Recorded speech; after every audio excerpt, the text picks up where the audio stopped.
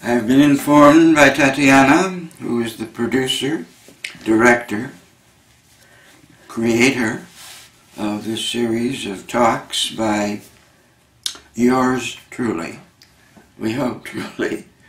I should offer a disclaimer to those who may be watching or listening to this, saying some of what I say may be considered factual. Some of it may be considered just my opinion. Of course, my opinion is very, very important, and don't you forget that. But it's not like I want anybody to become a true believer of my talk, just in case some of it indicates or seems sincere or spiritual or kindly. No, I'm very much on the idea that wisdom and knowledge are yours to find, to possess, and according to the notions of what ARC is, which is affinity, or reality, and communication, those three together equal understanding. And that what each one of us is composed of, literally, even the body itself, not to speak of any spiritual possibilities, but we are ARC. That's what theta, or spirit, or all this stuff that you hear about in Scientology and other less important philosophies like, no, just kidding. Anyway, ARC, that's what you are, is understanding.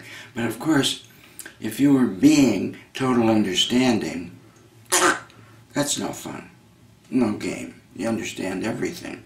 The game is to find out and understand things. So we have to make ourselves relatively dumb, or less understanding, if you like that better, in order to have a game, in order to have existence. Total understanding is nada. It's like, oh, understand, oh yeah, past, present, future. Nothing. I know, understand, and know everything. If someone says that's a good idea, tell them to get lost, because it's the end of everything, at least for you. I recommend a sort of the middle road, the one that was recommended by the guy that came to be called the Buddha, Siddhartha Gautama Buddha. He called it the middle road. It was between the big opposites, you know, like stupidity and total understanding. It was in the middle. And in the middle, we have human life. And if you get a little more understanding, you become kind of superhuman. And if you get less understanding, you become more subhuman. But that's the range we want to work in. We're not working for the extremes of total no understanding or total understanding, which probably join somewheres, but those are things that have nothing to do with the scene here on planet Earth, which, in case you haven't noticed, has a lot to do with people and everything else. Okay? Okay. So, with that in mind, let us become time travelers, which is one of the neat things about Dianetics and Scientology. You can travel in time, right? Just sitting your body in a chair with Tatiana photographing me, I can be 2,600 years ago. 2,600 years ago. That's supposedly around the time that Buddha, Gautama Buddha, Siddhartha, we used to call him Sid for short, he was showing that the Hindu religion, with the idea of caste systems, and once you were in a caste, you could remain in that caste lifetime after lifetime after lifetime. There was no relief from it. Maybe zillions of years you might rise from untouchable to touchable. So Siddhartha said, wait a minute, That's condemning too many people spiritually to be something that they really aren't anyway. I don't know, I spent a long time as an untouchable. It was worse than being a suppressive person. Just kidding. I feel like kidding around today because what I'm doing is not a deadly serious activity. Even though the Church of Scientology, because of a policy letter written in 1965, has directed its efforts toward being a deadly serious activity. Well, we know that that's not a good idea. A little bit of seriousness goes a long way. We like humor, lightheartedness, spirit of play, things that float and are happy, whereas serious gets more and more solid until you have people and things that are like rocks. And they can do terrible things because they don't feel the way people feel when they are being playful or happy or lighthearted or... You get it. Anyway, Sid, as we called him, came up with the idea that, first of all, he was a prince in the realm he lived in. And it was assumed, because he was a very bright prince, that someday he would become the king or the head of the Gautama thing, which was a family of what were known as Aryans, the light-skinned, very wise, very spiritual people.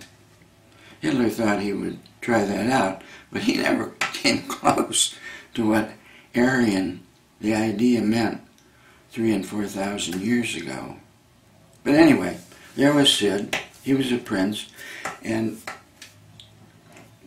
some of the wise people who attended his birth said, "You gotta watch out.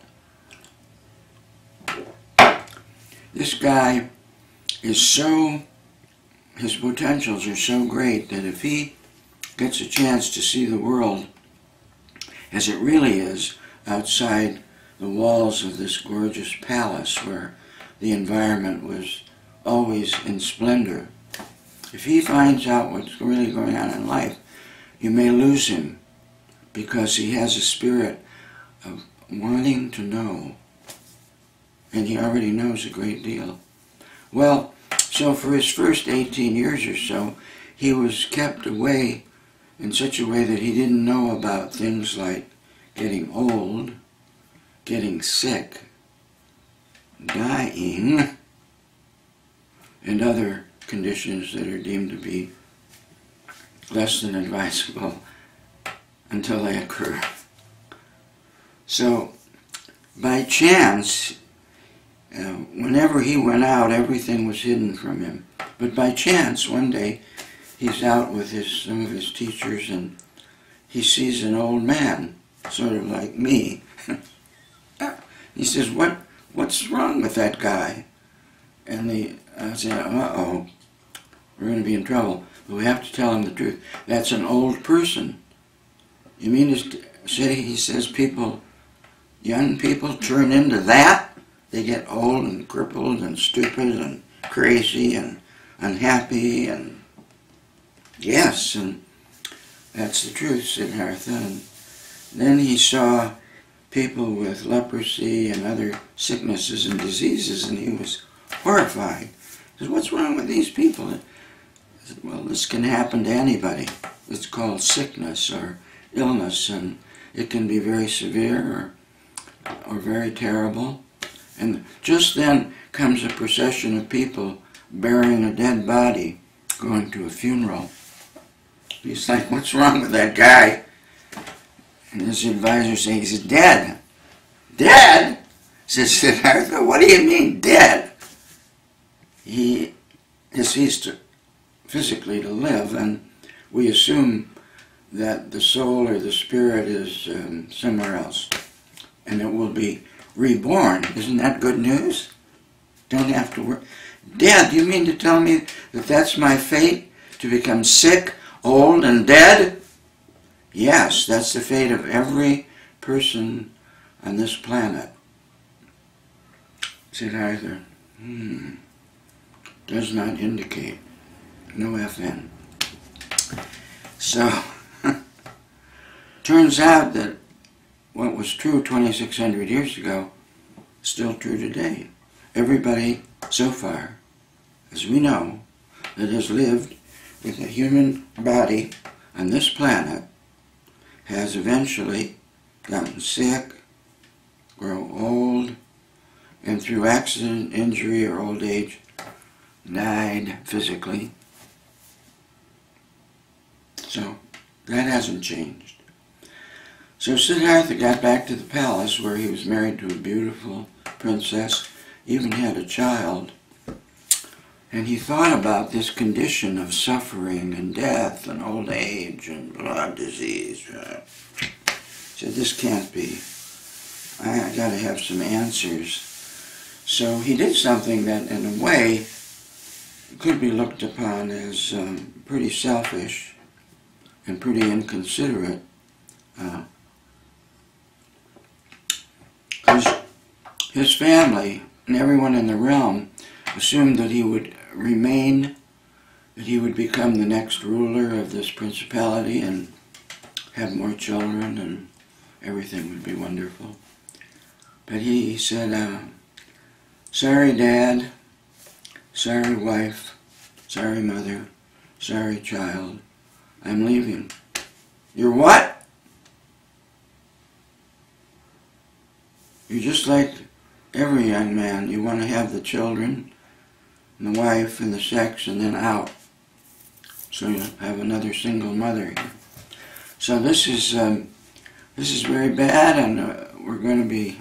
And the wife is like, no, please don't. And the child is like, Daddy, Daddy.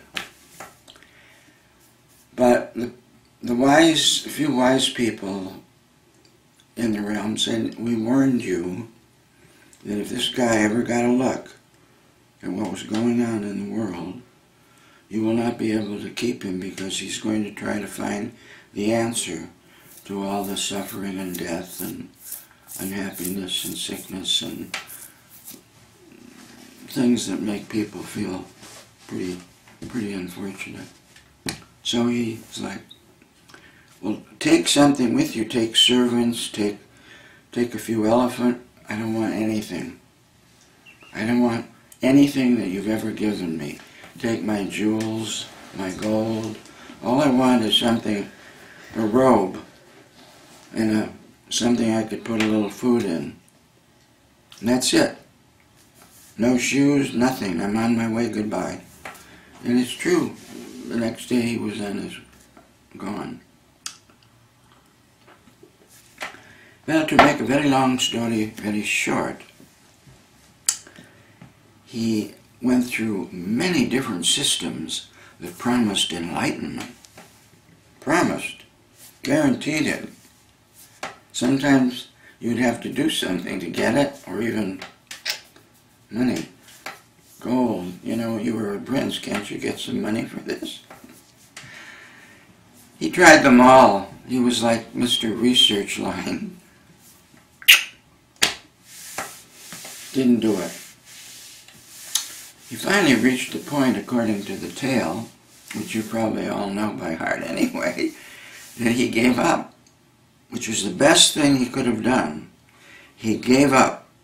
He said, that's it. I can't find it. I won't find it. It's hopeless. It's useless. I might as well be dead.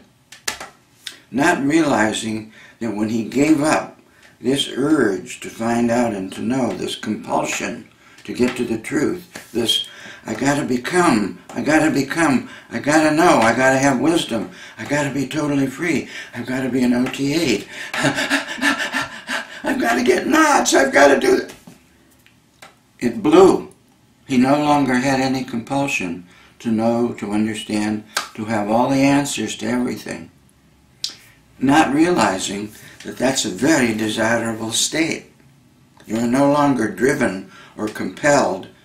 You're like, I'm ready to stop being the me that has to find out everything. Just a valence, an identity. I don't continue to have to be that person. that type of driven to understand everything. So he sits down. By the way, he had practically stopped eating, which might have helped, I don't know. But when you break your appetite, the body's appetite to eat, it does make other possibilities occur. I'm not recommending it, but he got down to where he was.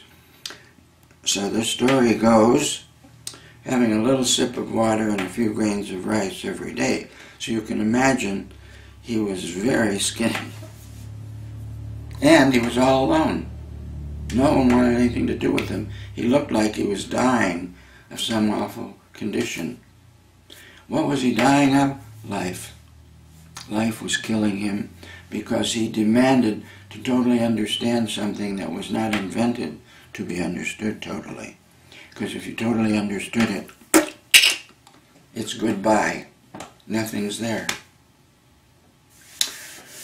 Okay, if you followed me so far, here was the result. So he sits down under a type of tree which was called a bo tree. Don't ask me why. B-O. I don't speak Sanskrit or whatever. And he kind of dozed off, and it was night. And he thought, in the morning I'll just throw my body in the river, and that's the end. I give up. It's great. Practically dead. And it's true, when people get close to death, they start getting wiser. Not every one of them, like me.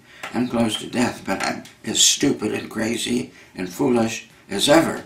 That's all right. Someday this body is going to say, that's it. Meantime, it's my clue to the notion of survival. That's where I get the idea that it's important to get up each morning and continue to live. It's because that's what this body wants to do. It was built to do that. Even though it stopped procreating, although I still think I could manage, but we won't get into that right now.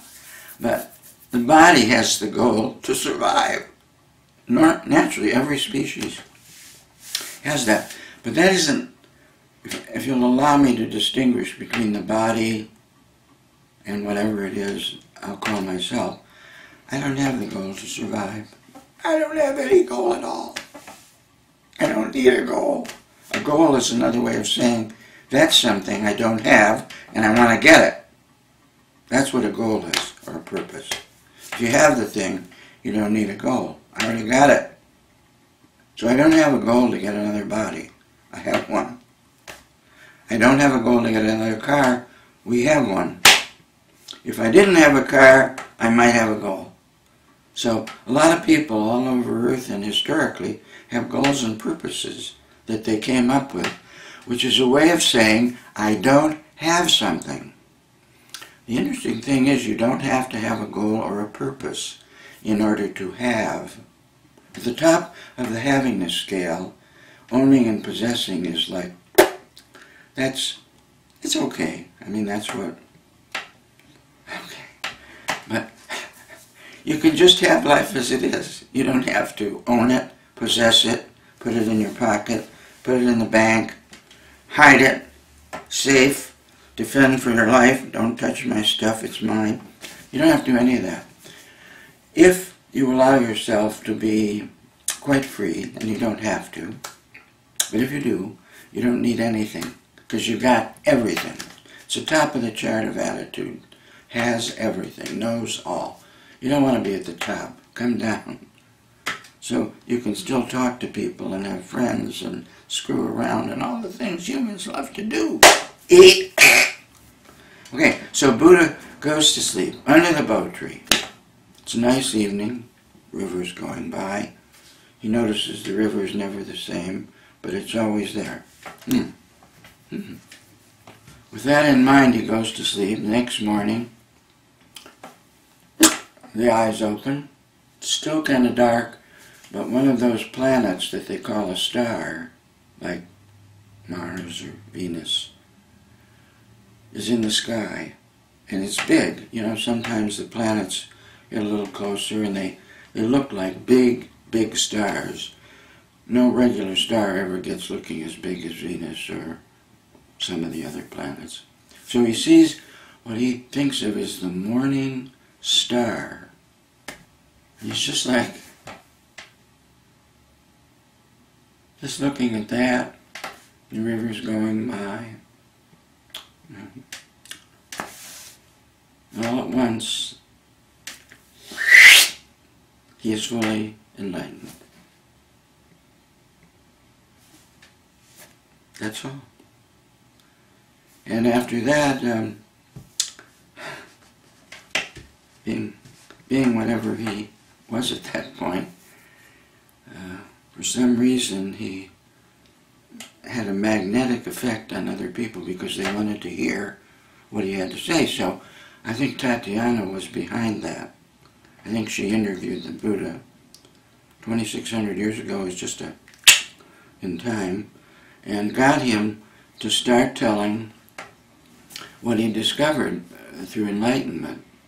And he said, well, one of the most important things I discovered, and it's so silly, I could have known this a trillion years ago.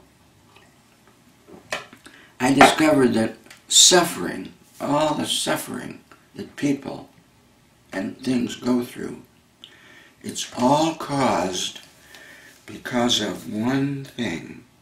Are you listening? I'm about to reveal the Buddha's, what he's supposed to have said.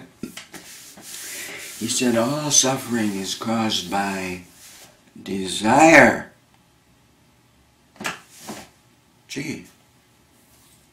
Yeah, come to think of it, when I want something and I can't have it, I suffer.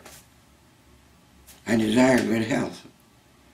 If I don't have good health, I suffer. I desire money so that I can buy a lot of ridiculous things and have them. If I don't have money, I suffer. If I don't desire money, I don't suffer. If I don't desire good health, I don't suffer. If I don't desire life, to live, then the absence of it does not cause me suffering. So behind, and I've tried this out, you, maybe one person will listen to this talk. I don't expect it to become viral or viral or viral and go pass around the whole world again. Buddhists all over the world hearing this will say, yeah, that's right. That's what the Buddha meant. Suffering is the cause of desire. So if you have no purposes, no goals, no desires, there's no suffering. I'm not recommending that state. I'm just saying it's a state that is possible.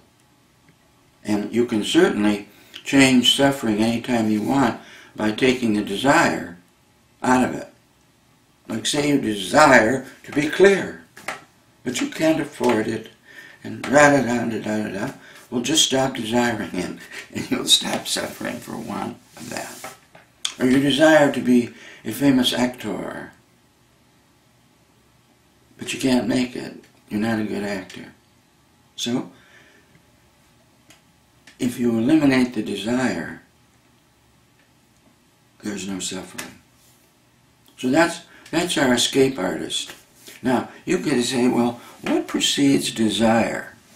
It's interesting because L. Ron Hubbard came up with a little scale called curiosity, desire, enforce, inhibit, and down sort of through various things. But curiosity, little baby child, well, curiosity, that's what children, why is the sky blue? Why is the grass green? Why did you yell at mommy? Why did mommy hit you in the face? Why? Children are totally curious. So yes, curiosity about things eventually can lead to desire for them. You become curious about just about anything and find it really interesting, and then you desire it, and then become attached. So you've got all these attachments that you now have to take care of. You have to make sure that the doors are locked, and that the floor is clean, and that the computer is charged, and that I fed the body, and now you're attached to all the things, and you become servant to all the things. Like, look, All my things, aren't they beautiful? They're not me, but I own them now. I'm actually degraded because all I care about now are matter, energy, space, and time, things that I can possess. It's mine! No, you can't have it, it's mine. Try to take it from me, it's a crime, but this is mine. The world is mine. So anyway, the Buddha concluded that suffering is caused by desire.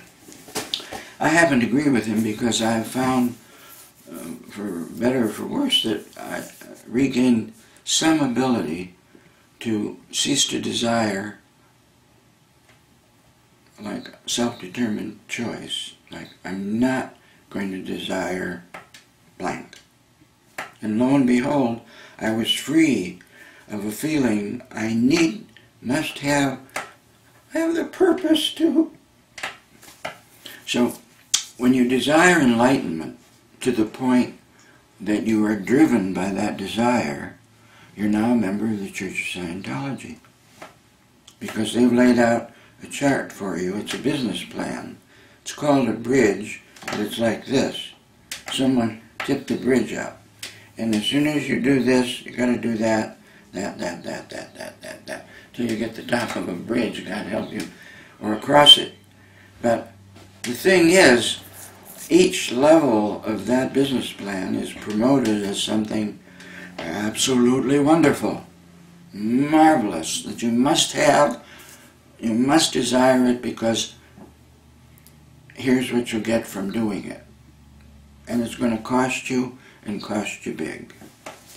Well, that's silly because L. Ron Hubbard, to begin with, was an absolute devotee of Buddhism, particularly Zen Buddhism, and he loved the Tao of Lao Tzu, and what else? He was really, though, and he made no bones about it if you read his book, Creation of Human Ability, or listen to his early lectures, the importance of these things that led up to Scientology, and he made it clear that they might take longer, but not necessarily, but that they were shooting for the same thing that Scientology was shooting for, which is the ability to know about knowing. Not to get to be OTA, or clear, or any of that other fantastic stuff, but to know, to be aware of being aware. We're the only species on Earth, as far as we know, that is consciously aware of being aware. Self-conscious. Most species, to their everlasting joy, beauty, and delight, do not thrive on self-consciousness. If they did, this planet would be so horrifying that you wouldn't want to live on it a day. Because it would have all the same crazy stuff that human beings exemplify. No, animals live and they die and they do what their hard drive directs them to do, and they don't say, oh, I did a terrible thing today, I killed a deer and ate it. No, just like that's what I do when the deer eats the grass. No, but humans are blessed and cursed with that thing called self-consciousness. But if you look at the earliest definitions of Scientology, and there are many of them over the years, I was just looking at them in one of my favorite books. It's called the Technical Dictionary, and it has definitions of many of the terms and things in dynamics of Scientology.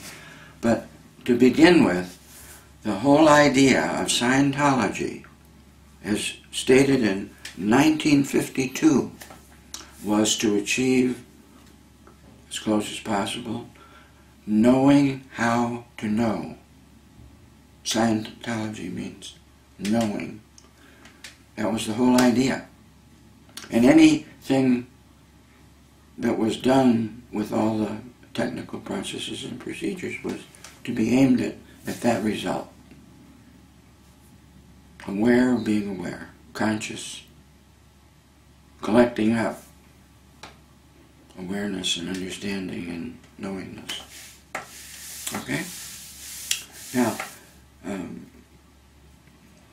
one of the things I was going to get to, and since I've gone on perhaps too long for this segment, I'll just say that in 1952, late 1951, early into 1952, was when Scientology was born. The baby Scientology, little baby. L. Ron Hubbard, Philadelphia Lecture Series. I'm going to tell you what the new baby is. Yes, it's big. It encompasses Dianetics. It's got axioms, or it will have. 58 self-evident truths that aren't self-evident, but that explain what Scientology is, that define it. Nowhere, and this is a big one, nowhere in its birth and growth was the word religion mentioned. Scientology was not a religion. It was born without religion.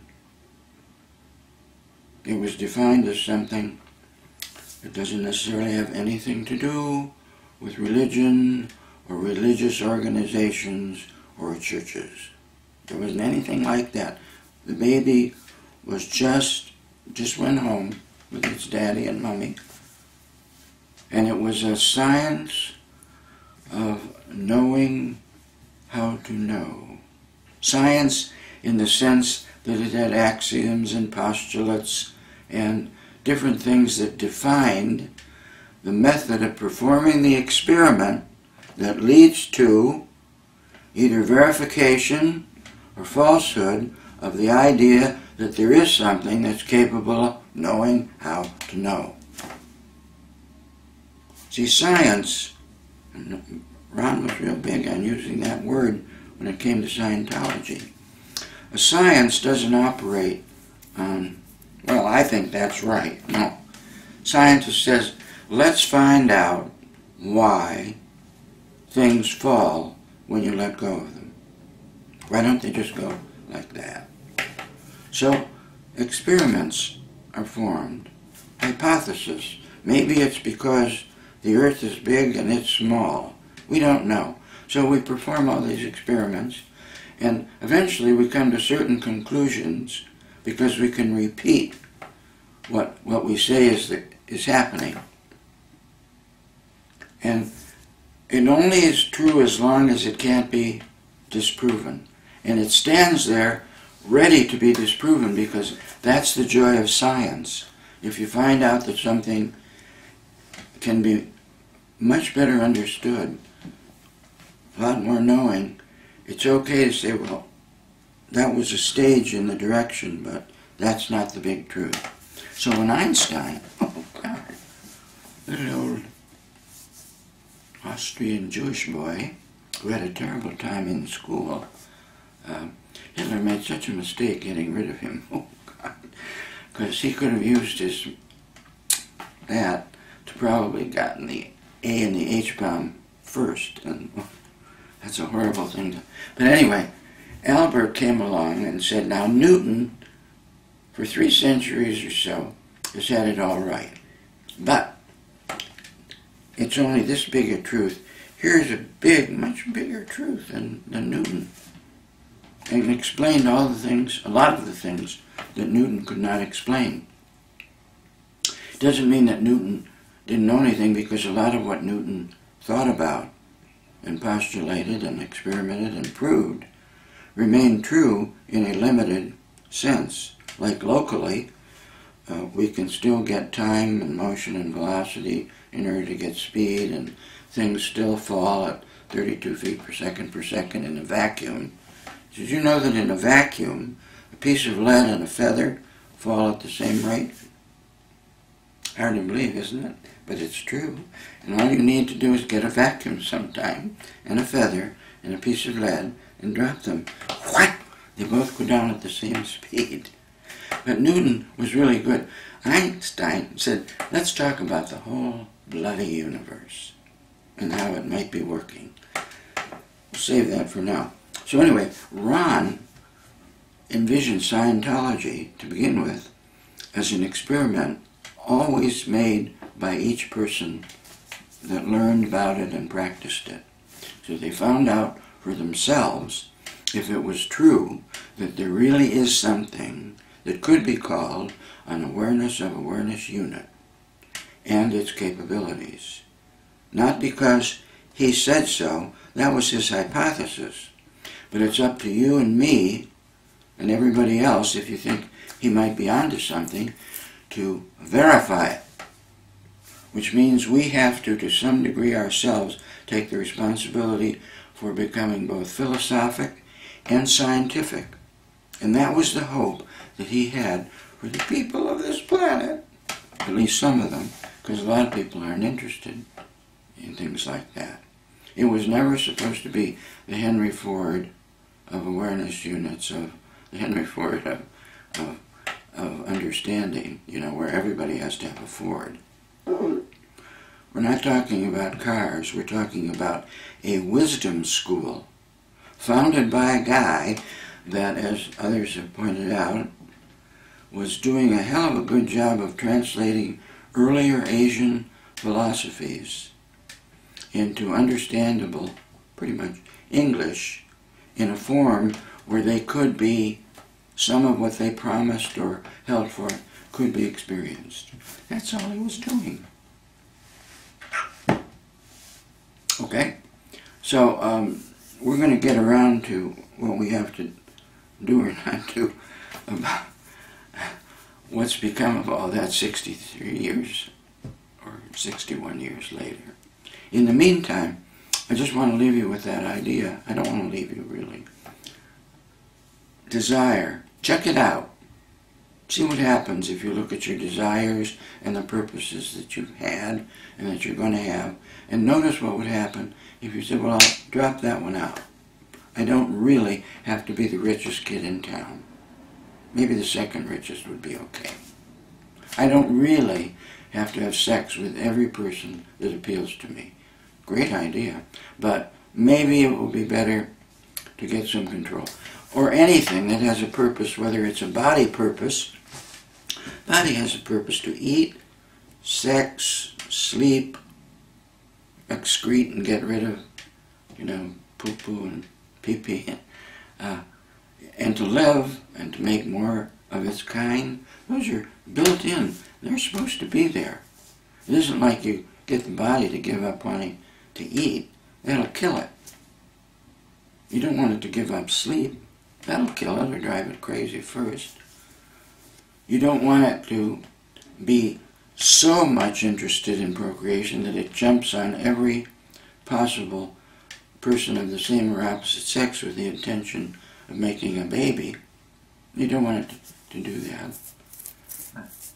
You may find you have some difficulty preventing it.